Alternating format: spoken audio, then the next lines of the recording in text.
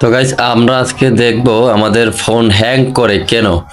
আমাদের ফোনে এমন একটা সেটিংস আছে এক জায়গায়, যেখানে ওই সেটিংসটা ভিতরে ঢুকলে আপনি বুঝতে পারবেন অপ্রয়োজনীয় যত ওয়েবসাইট, অপ্রয়োজনীয় যত ডাটা আপনার ওখানে স্টোর হয়ে আছে। তো আপনি যদি ওগুলো ডিলিট করে দেন, আপনার হ্যান্ডসেটটি অনেকটা আপডেট হয়ে যাবে, মানে আগের থেকে অনেক ক্লিয়ার হয়ে যাবে, স্মুথলি কাজ করবে।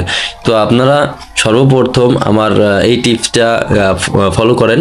আপনার হাতের যে সমস্যাটা, ফোনের যে সমস্যাটা, ইনশাল্লাহ আশা করি সমাধান হয়ে যাবে।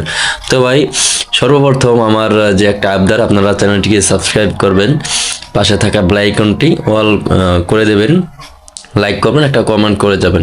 তাহলে এরকমের ভিডিও দিতে আমার আরও মানে আগ্রহ জাগে। সর্বপ্রথম যাব ক্রোম ব্রাউজারে। ক্রোম ব্রাউজারে আসার পর এখান থেকে আমরা থ্রি ডট মেনুতে ক্লিক করব। একটু স্ক্রল করে নিচে আসার পর সেটিংসে ক্লিক করার পরে একটু স্ক্রল করে নিচে আসবো।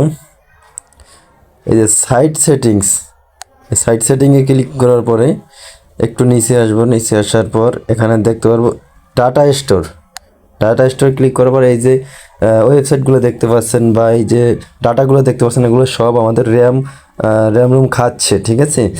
তো এগুলো আমাদের অপ্রয়োজনীয় ওয়েবসাইট, এগুলো এখানে just delete all data click করে দিবেন, অল ডাটা ডিলিট হয়ে যাবে।